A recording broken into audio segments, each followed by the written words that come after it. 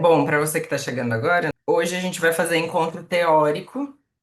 Normalmente depois de uma rodada inteira de casos, então cada supervisionando traz um caso, uma semana, e aí ao final da rodada a gente faz um encontro teórico, normalmente com aquele tema que a gente percebeu que foi a dificuldade maior do grupo, ou alguma coisa que apareceu e que todo mundo ficou mais perdido. Quando não tem nada assim muito evidente, aí a gente busca algum tema que seja interessante. E aí, normalmente, quando eu faço encontro teórico, eu vou conduzindo um pouco da minha fala a partir das dificuldades que vocês têm. Todo mundo tem clareza da diferença teórica de transferência para Freud e para Lacan, ou não? Bom, deixa eu só avisar que tem um texto para variar nesse livro que eu amo, que é esclarecimento total sobre a diferença da transferência em Freud e em Lacan. Como vocês sabem, esse livro aqui, Lacan, Revolução Negada, é todo pautado nisso, assim, nessa diferenciação teórica e técnica de Freud e Lacan, né, para rolar bem desambiguação. E o texto sobre a transferência é de um psicólogo argentino que chama Pedro Carreri.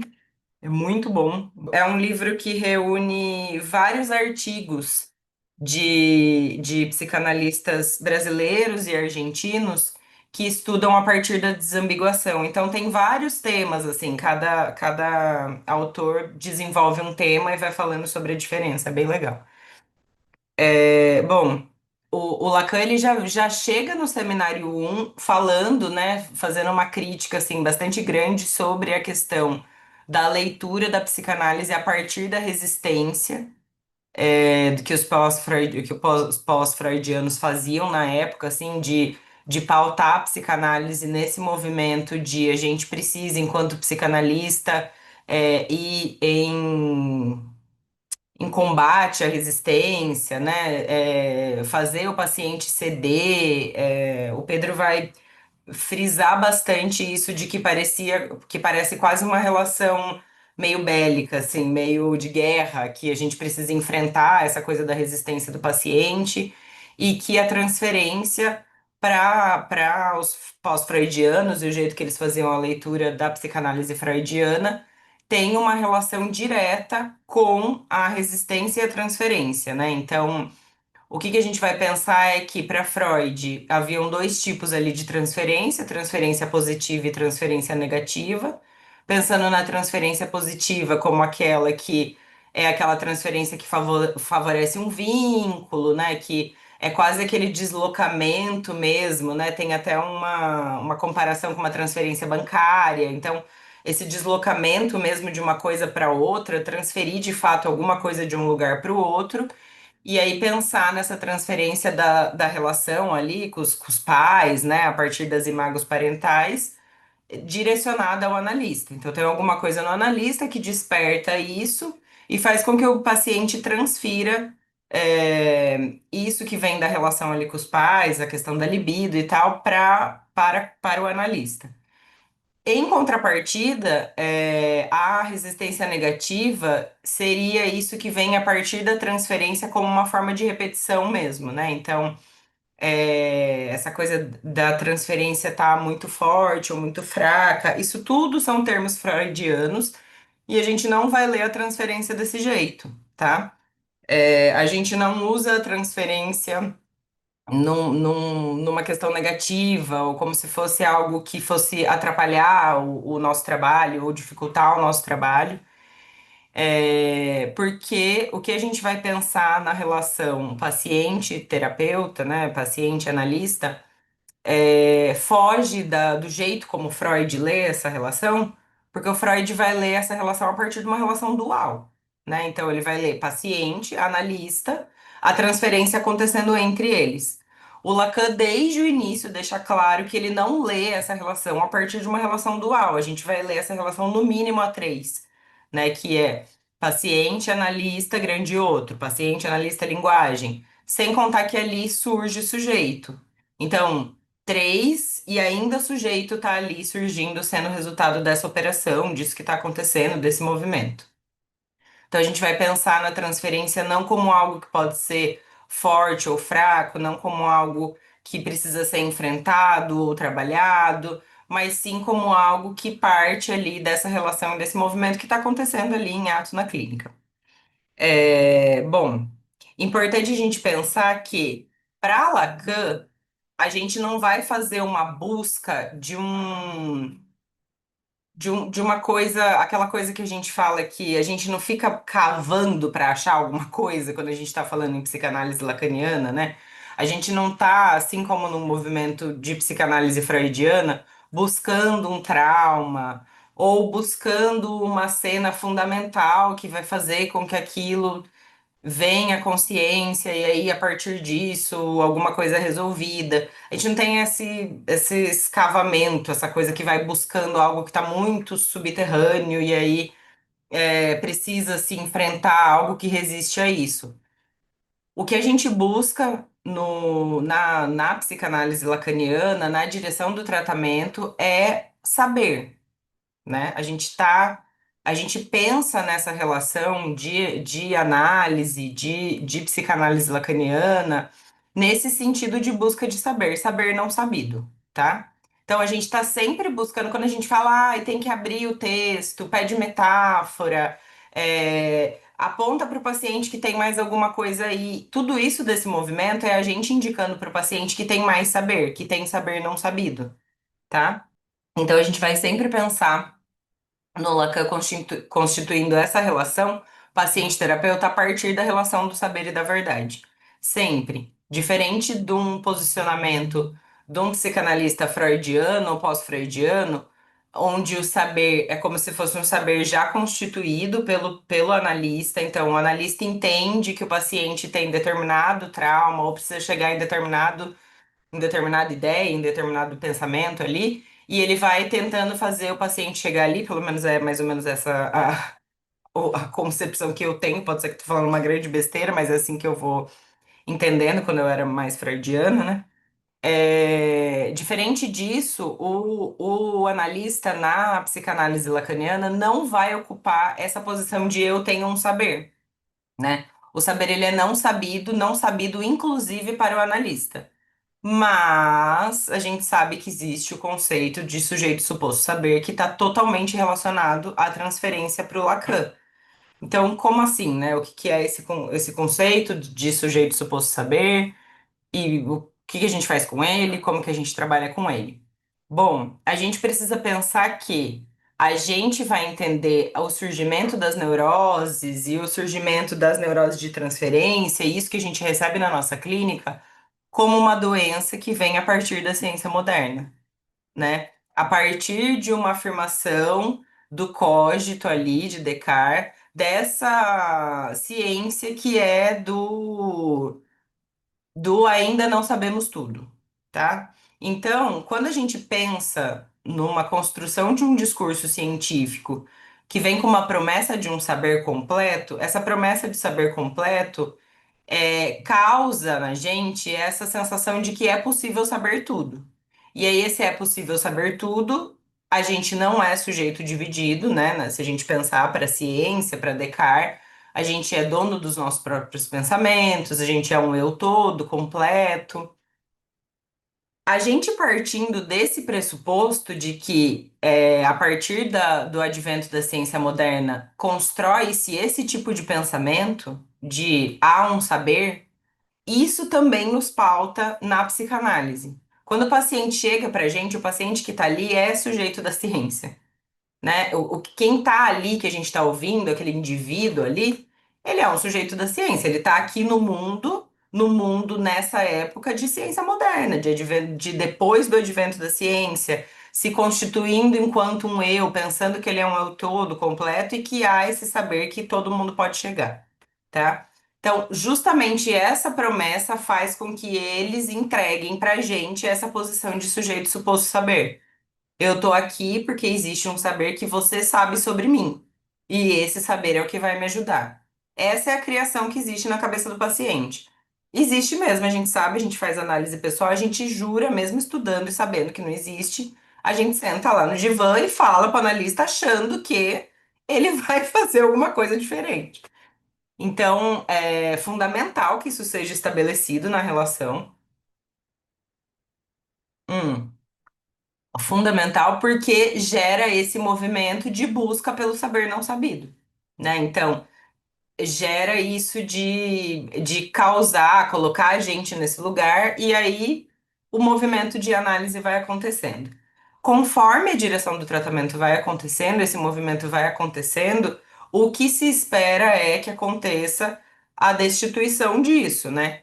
Que isso caia por terra, e o que a gente quer é que em algum momento o paciente entenda que o saber não está na gente, que o saber é não sabido e que há um saber não sabido. E essa é a relação do saber com a verdade. Então, sempre a gente vai partir da ideia de que para Lacan a verdade é sempre não toda, mas a gente vai pensar na verdade nesse lugar de há um saber não sabido. A única verdade que existe é essa. Então, partindo da ideia de que o tratamento vai evoluindo e acontecendo, né? O que a gente pensa é, existe algum momento que a gente vai cair desse lugar, porque a lógica é o paciente passar a entender que vai sempre haver um saber não sabido, que o real tá ali, que é a falta, que vai se chegar num saber e a partir desse saber que se chega tem um outro não saber, né? Esse movimento é importante pra gente, pra psicanálise lacaniana. Então, lógico que isso exige tempo de tratamento, né? Não é para vocês se cobrarem de, putz, estou com o paciente há 3 anos e ele ainda me coloca no lugar de sujeito suposto saber. Normal, cada paciente tem seu tempo, cada tratamento é um tratamento, mas a lógica é a gente partir dessa ideia de que isso em algum momento, pela direção do tratamento, vai acontecer. É legal a gente pensar nisso porque nos ajuda a não ocupar de fato a posição de saber, né? A gente precisa ficar na posição de suposto saber e não de saber de fato. Então, quando a gente não ocupa de fato a posição de saber, a gente não ocupa de fato a posição de grande outro. E aí a gente fica só nesse meio de, ó, eu sei que tem mais coisa aí, vamos atrás dessa mais coisa, vamos atrás desse saber não sabido. O que será que tem aí, tá? Pode falar, Lu. Eu acho que é importante a gente pensar que, quando a gente está pensando em psicanálise, nada é um movimento desenvolvimentista. Nada é um movimento de, ai, tem um super sujeito suposto saber, depois ele vai diminuindo até que ele acaba e aí acabou e já era, né?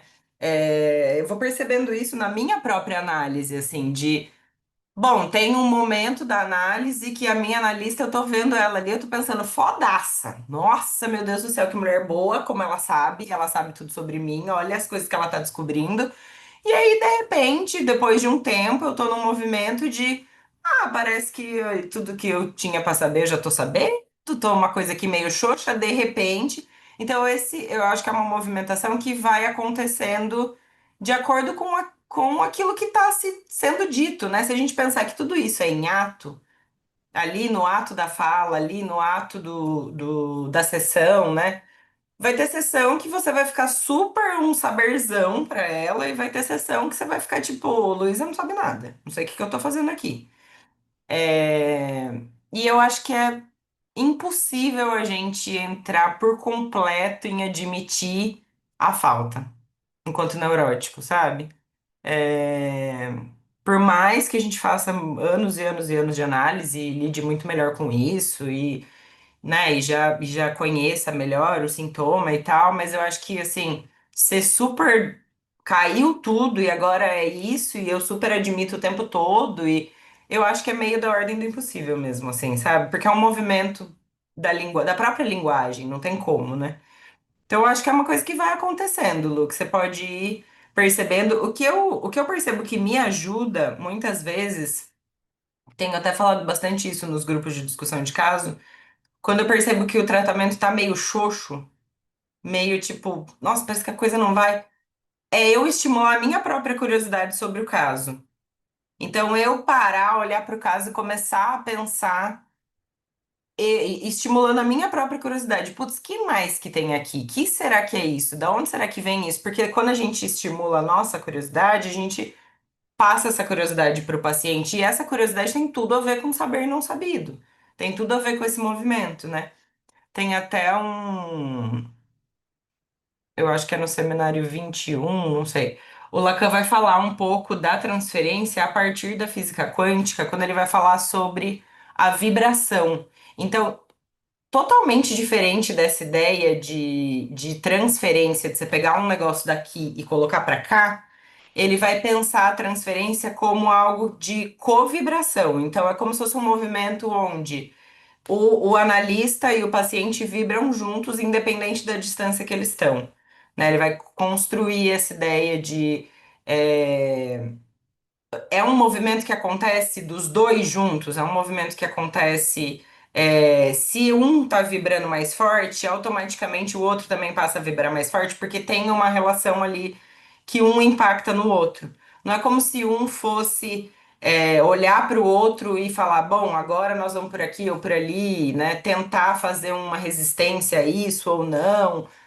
Não, é um movimento em dupla, assim, em conjunto. Então, quando a gente está pensando num movimento de curiosidade nosso em relação ao caso, a gente passa isso na própria linguagem, no próprio texto ali que a gente está usando com o paciente. Tipo, putz, mas por que será? O que que tem aí? Olha como que você está falando isso tantas vezes. Então, eu acho que isso pode ajudar, assim, nessa coisa de, putz, esse caso aqui tá meio já deu, sabe? Já parece que não vai. E pensar ele a partir da curiosidade, assim, é algo que eu tenho tentado fazer mais e que tem ajudado, assim, no próprio movimento do caso. E é cansativo, não adianta, né? Assim, a gente fica ali, a gente fica com o caso mais tempo, a gente escuta aquela mesma coisa muitas e muitas e muitas vezes, cai numa coisa meio automática de tipo, ai, já sei o que vai falar, já sei como vai ser. A gente é ser humano normal, como qualquer outro, então vai ter dia que a gente não vai querer ouvir aquilo de novo. Então, parar para olhar um pouquinho para esses casos de algum outro jeito, né? Ou escrever, ou ler o que você escreveu, levar para supervisão. É que às vezes quando a gente pega um rancinho ali, a gente não quer nem levar para supervisão. Ai, quero levar um caso mais legal, mas às vezes é importante fazer isso, porque daí às vezes pode surgir uma coisa nova que a gente deixa escapar se a gente tá nesse movimento muito cansado do caso, assim, né? É, lógico, é uma situação super difícil, né? Mas não dá pra generalizar. Mas eu acho que a gente pode pensar que a gente vai trabalhar a partir da mesma base teórica, então a gente vai fazer com essa situação o que a gente faz com qualquer outra situação. Né? Lógico que causa em nós um impacto diferente, totalmente diferente. O paciente que, sei lá, esquece de pagar e o paciente que vem e fala, eu tô apaixonado por você. Pelo menos para mim, o impacto é totalmente diferente. Mas a gente vai trabalhar a partir da mesma lógica, que é fazer texto com isso, né? Lógico. Existe um limite, você precisa entender qual que é o seu limite de estar atendendo aquele caso, de entender se aquilo tá totalmente desconfortável para você ou não, você não quer mais atender o caso e tá tudo bem, né? Eu acho que a gente precisa também, em primeiro lugar, respeitar isso, porque tem essa coisa de, ai, não, a resistência é sempre do analista, então você precisa, né? Porque o Lacan fala isso. Então você precisa aprender a lidar com isso, e aí você vai ter que. Não vai ter que nada. Se você não tá confortável e você acha que é melhor abrir mão, abre mão. Mas partindo de um pensamento mais de apoio teórico, assim, seria incluir isso no texto mesmo e colocar, vamos falar sobre isso, né? A gente vai pensar a partir do mesmo pensamento que a gente aplica para qualquer coisa. Então, por que será que esse cara precisa me dizer que ele está apaixonado por mim? Né? Por que será que isso vem desse jeito, nesse momento, com essa construção de frase?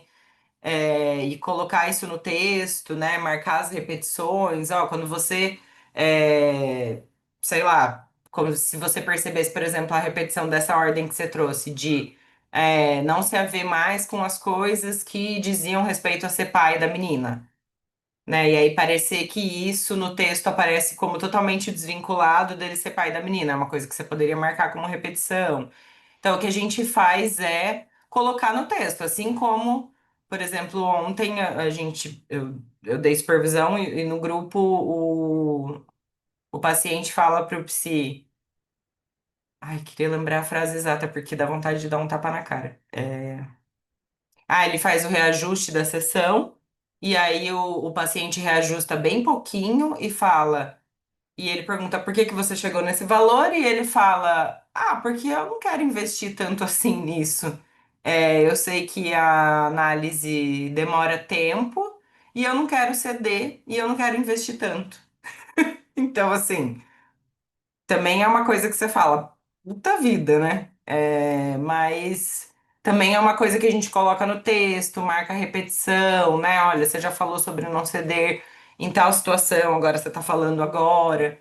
Então, acho que é uma situação super delicada, mas o que a gente tenta fazer e o que Lacan nos orienta a fazer é sempre fazer texto, né? Se a gente pensa que sujeito existe a partir da linguagem, que tudo ali que a gente está trabalhando é em ato, na linguagem, no discurso, o importante é fazer texto disso para que a partir do texto possa ser trabalhado, né? Então, eu acho, por exemplo, meio roubada a gente virar e falar assim, não, você não está apaixonado por mim. Isso é uma coisa da psicanálise, né? Eu tô aqui em outra posição, mas independente, né? Não precisa falar também que tá apaixonado, porque não faz sentido, mas bom, vamos falar sobre isso então, né? O que será que é isso que você precisa me falar? Vamos falar um pouco sobre isso. Isso já aconteceu antes em outra situação ou não, com outras pessoas ou não, como que foi?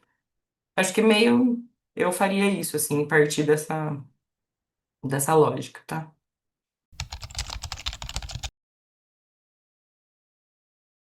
Bom, primeiro que o Lacan não trabalha com o conceito de contratransferência, tá? Se a gente parte dessa lógica da física quântica, não é como se fosse um movimento de vai e volta, não é como se fosse um movimento um independente do outro. Então, é tudo transferência. É, E eu acho que tem uma coisa bem diferente que é, para alguns pós-freudianos, eu nem sei como que o Freud trabalhava isso diretamente, mas para alguns pós-freudianos, é autorizado que a gente use da contratransferência admitida no texto. Então, por exemplo, eu tenho uma conhecida que é freudiana, pós-freudiana, estuda outros autores, assim, da psicanálise inglesa e tal. E aí eu lembro dela falar que ela pode falar, por exemplo, na sessão, eu tô sentindo raiva de você, o que será que isso quer dizer? Ou, quando você fala isso, eu me sinto de tal jeito, então vamos pensar sobre isso. A gente definitivamente não faz isso. Mas isso que você falou tá certinho, assim, se a gente pensar que a gente vai usar daquilo que a gente está sentindo e pensando em relação ao caso para pensar no caso em si. Tá, então o que que a gente faz com isso? Bom, a gente sempre vai pensar que aquilo que a gente está sentindo e pensando em relação ao caso diz da identificação. Então, ou a gente está identificado com o paciente, ou a gente está identificado com outro personagem do texto do paciente, né? A gente pode estar identificado com mãe, com namorado, com filha, com, sei lá, com outro personagem ali que aparece no texto. Quando a gente pensa em identificação, para Lacan, a gente está sempre falando de identificação significante. Então, às vezes, você vai perceber que, putz, tem um caso que está te pegando, e você vai fazer supervisão, ou você vai fazer análise, e aí você entende que tem um significante no caso que é um significante seu, do seu caso. O que que acontece? Quando tem essa identificação significante, a gente significa o significante do paciente com o nosso significado, com a nossa significação. É muito mais fácil da gente fazer isso. A gente faz isso o tempo todo, né? Pela lógica da comunicação imaginária, faz. Mas mesmo que a gente fique em alerta de ouvir pelo simbólico e tal, existe uma tendência maior quando isso tem muito a ver com o seu caso, quando isso tem muito a ver com você. Então, é como se a gente já caísse de automático em entender aquilo e aí a gente não consegue sair do imaginário. Então, por isso que é importante a gente olhar para isso que o Freud chamaria de contratransferência e que o Lacan chama de transferência mesmo, ou de resistência, né? Essa parte de, putz, tá difícil isso daqui, eu tô sentindo isso, eu tô sentindo aquilo. Nomear isso que a gente está sentindo e parar para pensar se isso tem a ver com o caso. Ontem, no grupo do Seminário 2 do Felipe, teve uma psi que falou que quando ela foi levar um caso para supervisão, Ela falou que ela estava levando aquele caso porque ela estava sentindo muito distanciamento da paciente. Foi a primeira coisa que ela falou. E aí depois ela foi falando do caso e a palavra distância aparecia no caso muitas vezes. Então, às vezes a gente vai perceber que aquilo que está aparecendo em nós, a partir daquela análise, né, daquele caso, tem tudo a ver com o que está aparecendo no texto mesmo. Então, por isso que é importante a gente parar e olhar, escrever, inclusive o que a gente está sentindo, ou o que a gente pensou, algum ato falho que a gente cometeu. Não porque a gente vai pegar isso e falar para o paciente, ó, eu tô sentindo tal coisa em relação a você.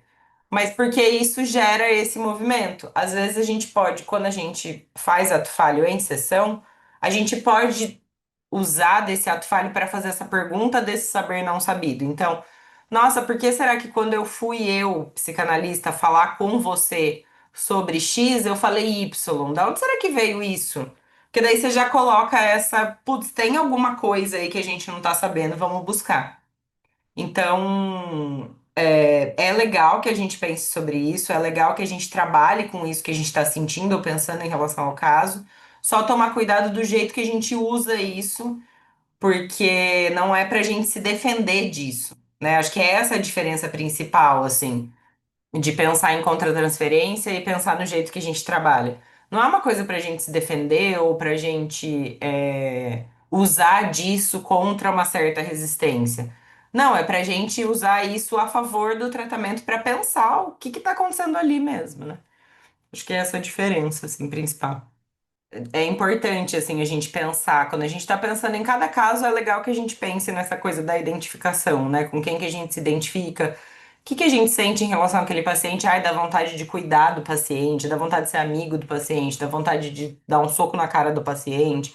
O que que tá gerando ali, né, na gente e escrever sobre isso ali na própria escrita de caso, porque isso vai ajudando na própria direção de tratamento e entender, né, a posição que a gente está ali enquanto analista, se a gente está conseguindo ficar numa posição mais ali do meio do grafo mesmo, né? Dessa coisa de gerar curiosidade, ou se a gente está dando mais respostas, né? Normalmente, quando a gente está muito identificado, a gente acaba dando mais resposta do que fazendo pergunta, esse que é o risco, assim, maior, né?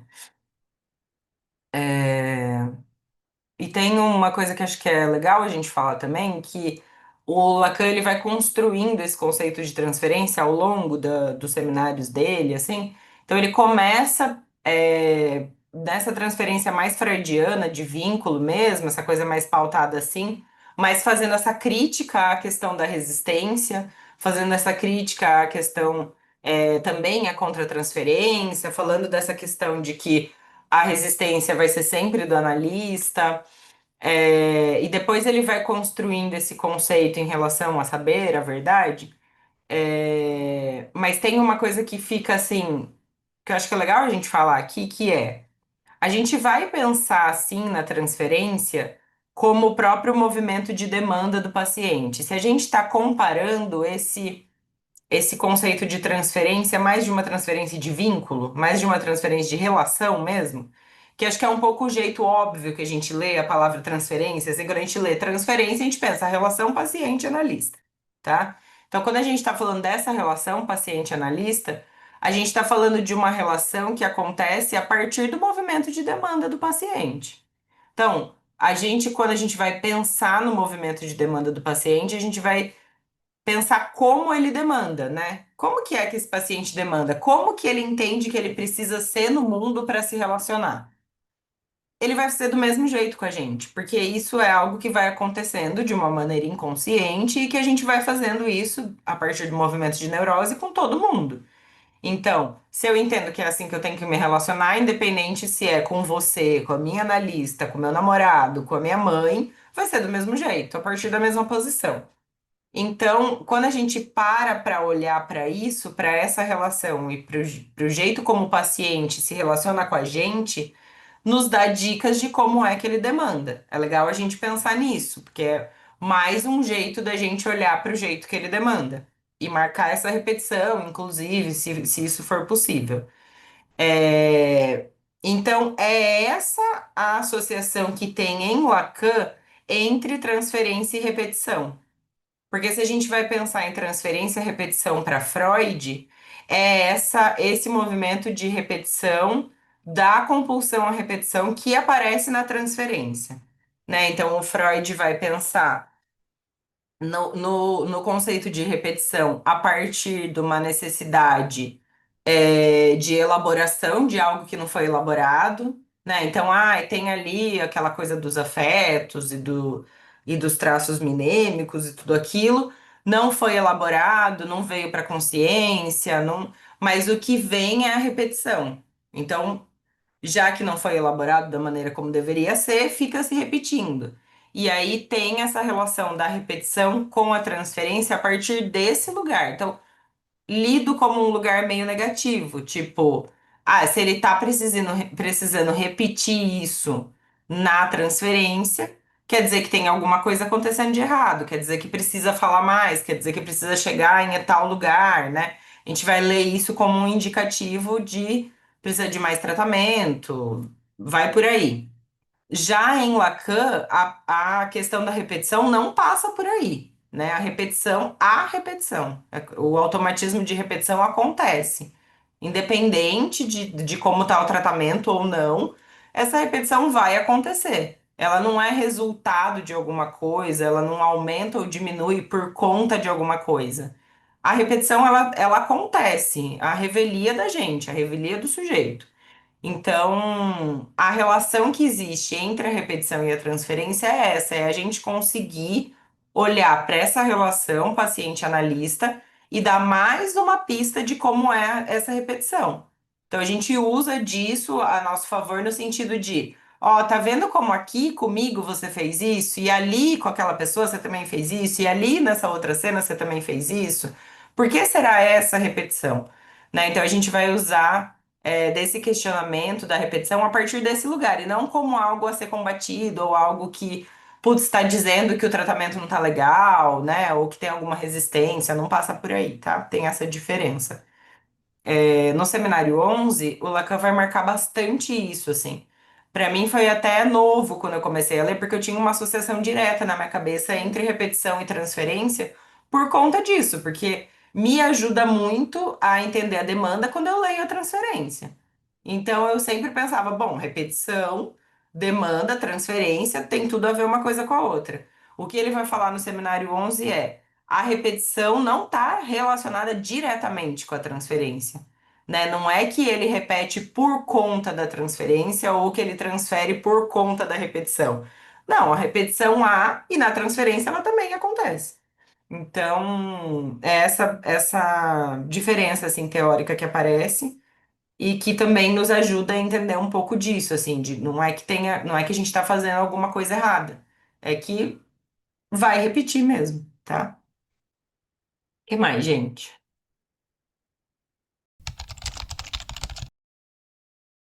Eu acho que, bom, primeiro é importante a gente lembrar que a gente não trabalha com isso nem acho que foi isso que você quis dizer, tá? Só vou falar porque com isso da transferência tá boa ou não tá, tá forte ou não tá, né? Ai, eu acho que é uma coisa que, por exemplo, eu, quando eu era mais freudo-lacaniana, eu sempre partia dessa ideia, assim, tipo, tá rolando uma transferência boa porque o paciente tá falando tal coisa. A transferência tá ruim, tá fraca, preciso fazer tal coisa. A gente não trabalha com isso, assim, a transferência acontece e é isso, ou acontece ou não acontece. É, Mas essa relação de demanda com o que aparece na transferência é direta, no sentido de, às vezes a gente atende, é aquilo que a gente fala, quando a gente atende a demanda vai aumentando, a demanda sim vai ficando mais forte, né? O movimento de demanda vai ficando mais forte, por quê?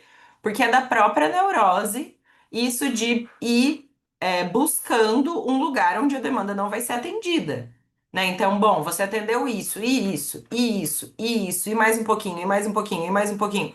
Porque é próprio do movimento de neurose checar isso de até onde vai, né? Já que a satisfação nunca vem toda. Então, quando a gente pensa aquilo que Felipe Telles fala de o movimento de demanda começa num sussurro e termina num grito. Porque se a gente escuta o sussurro, esse sussurro aumenta e aumenta e aumenta e aumenta até que grita na nossa cara. Aí a gente pode pensar nisso num acting out, a gente pode pensar nisso na transferência, passando pelo ato mesmo, né? Então, o paciente pode chegar a fazer ato por conta disso, de, bom, já que eu tô falando aqui, e parece que você não tá muito ouvindo, ou você tá ouvindo e tá falando que precisa de mais, então peraí que eu vou fazer um ato aqui, aí vamos ver se vai ficar mais escrachado. Não que seja consciente, lógico. Mas com certeza é totalmente relacionado uma coisa com a outra. Por isso que é legal que quando a gente percebe que tem alguma coisa estranha ali acontecendo na transferência, a gente parar para olhar para o movimento de demanda. Então, putz, será que isso que está acontecendo aqui em transferência tem a ver com eu estar atendendo a demanda? Tem a ver com eu estar, por exemplo, e quando a gente fala de atender demanda, não necessariamente a gente está fazendo o que o paciente quer, mas a gente está vendo o paciente nesse lugar. Então, quando a gente fala, por exemplo, o paciente vem e fala, estou me sentindo muito sozinho, sei lá. E a gente fala, mas você não tá sozinho, você tem seus amigos. A gente tá olhando, a gente tá falando, ó, eu tô vendo que você tá falando que tá sozinho, mas tem isso, isso e isso. Isso já é atender demanda, né? Isso já é a gente olhar para o paciente nesse lugar. Então, vai nos dando essa pista, essa dica de o que que tá acontecendo aqui nesse movimento de demanda, né? Quando a gente sente alguma coisa esquisita na transferência.